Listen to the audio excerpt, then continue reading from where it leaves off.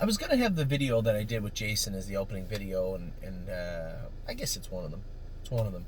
I think the whole stable was worth talking about this week. Now, if we hadn't had that mishap with Miss Mildred yesterday, it would have been an extremely joyful day of videos. But a stark reminder of how fragile horses can be and how difficult this game really can be. But at the same time, you look around under the entire stable banner this week, aside from some bad luck we had on Wednesday, just been an incredible week. And every year we get to go through the same trials and tribulations at this time of year, qualifying the 2-year-olds, getting the 3-year-olds ready. I guess would have been ready much earlier than this, but 3 weeks ago, I'm making videos and putting in fires about the 3-year-olds we qualified. The 3-year-olds we qualified, and how it was perceived by a lot of people that they looked poor, and that was the plan that we had formulated, and it came to fruition last night, obviously with no free lunch. Second and 51, and looked incredible. Tipsy and Dixie's race, she looked incredible. First Glance has never looked better a day in his life than he looked last night. And Walk on the Moon, yeah, that was a maiden at Kawartha, but man, he looked impressive. He looked very, very, very good. So a great job by our team across the board. You look at White Tiger, looked great for Tim, finishing second, but did it right. Rarely has White Tiger did everything right, and he did the other day. Spirited Dio, you can see her start creeping forward and getting better and better and better. I think she's going to need another 3-4 starts before we really start talking about Spirited Dio again. But we will. Tim got his 2-year-old qualified this week. Mark Beckwith had no luck with us for like a month and a half. It just seemed like it was just bad luck all the time. And now Sweet Ambition's not a great horse, but finished second, did her work well the other day. So Admirable, you could tell she had a ton of speed. She raced good again the other day. That confidence is building. Perfect Record may have had a little hiccup or hit his knee and blew up. It came down. He's good now. And now Mark says he's going to qualify him free-legged. I can't wait to see that. I'm going to qualify him free-legged. Yes, qualified this week for Irv Miller. And as I said, it should mean a lot to everybody that Irv Miller himself went with Yes. That's how highly he thinks of Yes, that he wants to be the one to sit behind the horse and see what's going on with the horse. That's old school horsemanship and impressive. Impressive. Speaking of Indiana, our 2 Indiana breds look good this week. Yes, massive profit. Spent, massive profit, look good. Both those horses are going to Irv Miller in the next 2-3 weeks. Around some of the other states, New York, Bomb Hugger looked great. Now, hopefully, I want to go there this week. I'm anticipating some air travel problems out of Harrington. So, just a little side note. I said it in another video, but I'm going to say it right now. I have to catch a flight to Philadelphia. Greg Schoner is going to pick me up. We're going to drive to Harrington. It's an hour and 35 minutes, it says on Waze. An hour and 35 minutes from Philadelphia International Airport to Harrington Raceway. I'm going to race Jazzy Judy at 7:03 p.m. Now, they say they don't drag the races there. Greg says they usually go off when they say they're going to go off. Super. So let's say 7:03. Let's see I'm lucky enough to win the race. I get off the bike at 7:10. Get in the car. Hour and 35 minutes back, you do the math, is 8:45. My flight back is 9 o'clock. Now, you say, Anthony, that's ridiculous. But hold on. I'll already have my boarding pass because I can pick it up. Same day travel. I'll only have my driving bag with me. And I'll be TSA pre-check. So, walk in.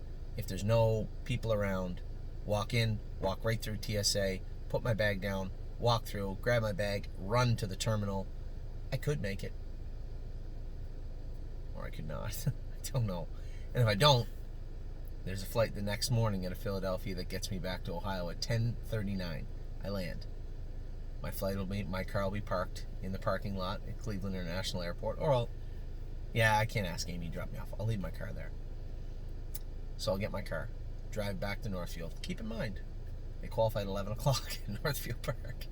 So I'm going to ask them to get our horses in like the 5th qualifier or some 6th qualifier. The horses I really, really want to go with have to be in like qualifier 7, 8, 9 because I also have to go to the Meadows on Thursday. and drive potentially drive horses Thursday at the Meadows. So this has turned into a fun day. So that's what my Thursday is likely to look like. A quick flight, a chaotic drive to Northfield Park, qualifiers, then get back in the car, drive chaotically to the Meadows to race, and then I guess probably stay at the Meadows because we'll be racing likely Friday at the Meadows. We won't have a whole lot going on with all the babies qualifying, or most of them.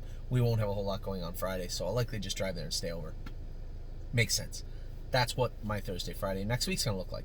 So, speaking of Pennsylvania, Taiwan was exceptional the other day. Hope Surprise, Harlan L. was very good. You guys missed that. Go back and watch that video. Prince Tab's probably not going to be ready for a couple of weeks. He needs some weight, needs some confidence, and then we can bring him forward. But Rose Above It was excellent. So I'm going to ask Tim if he can maybe enter 2 horses in the maiden trot next week. Maybe they'll split it if we're lucky. I would love to see Hope Surprise and Rose Above It in next week at the Meadows. I would. And that's Pennsylvania.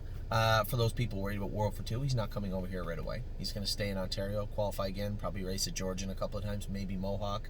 And then at that point, after 3-4 starts, 3-4 races and qualifiers in Ontario, if Mario thinks he's ready to go, then we'll bring him over here. And if he's not, he's going to stay right there. So that's the plan for those horses. Where else are we? New Jersey, 3 Point Blue Chip's not going to be ready for a while. I'm not taking him to New Jersey to see. We didn't buy him to race the New Jersey Sires. We bought him to race Grand Circuit, hopefully, and that's what we're aiming for.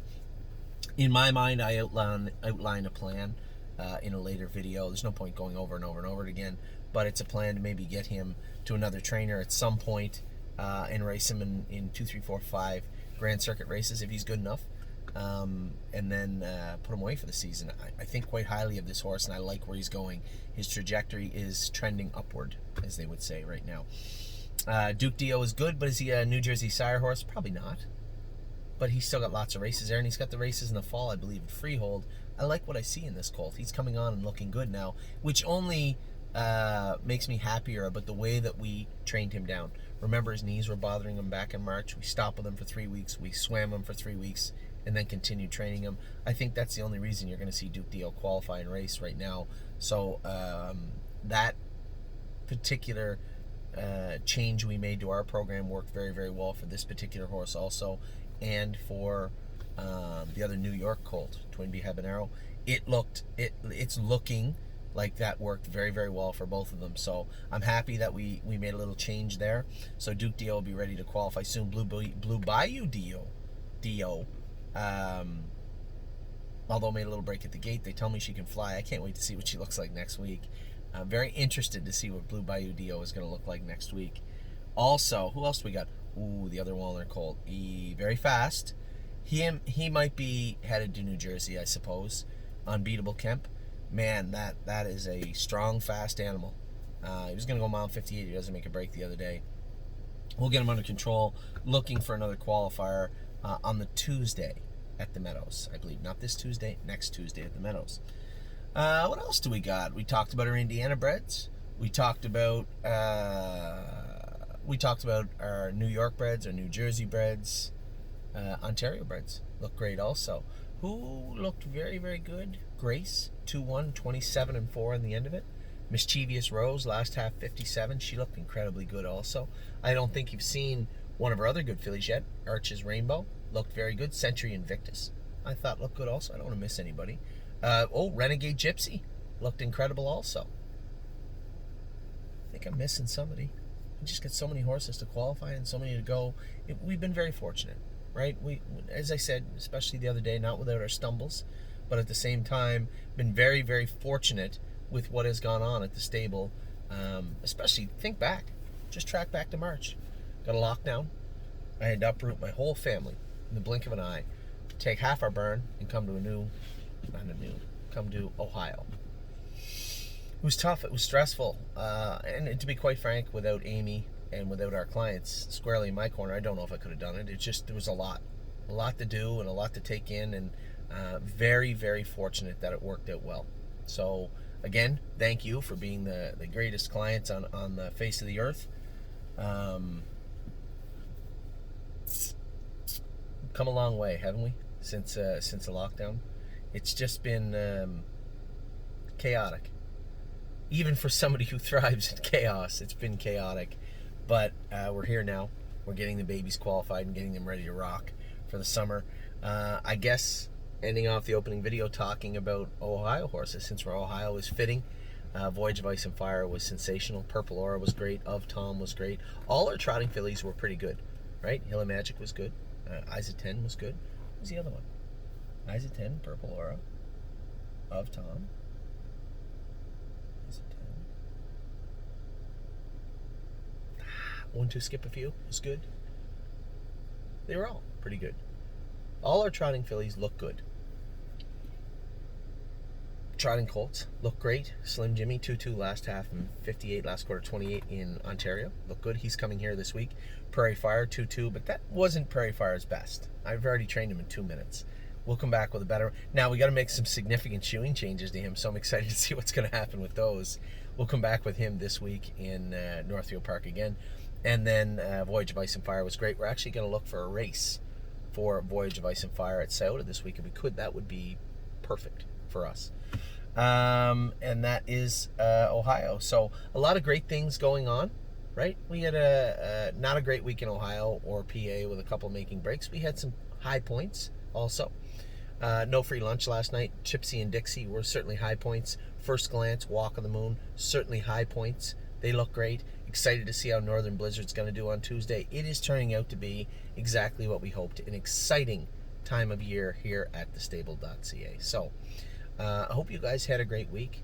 As I said, we weren't without our stumbles, but at the same time, looking under the entire banner of thestable.ca, I think it is a promising looking 2021 summer season. So, we got a lot of videos to look at, lots of things to talk about, and a great summer to get to. So, I hope you're all having a great week. I hope you're all enjoying the nice weather. I hope there's nice weather wherever you're at. It's certainly nice here in Ohio right now. A little bit of rain last week, but none forecasted for the next 2 weeks for the most part. So it should be a great 2 weeks and start to the summer for us. So, talk to you all very, very soon. Take care. Stay healthy.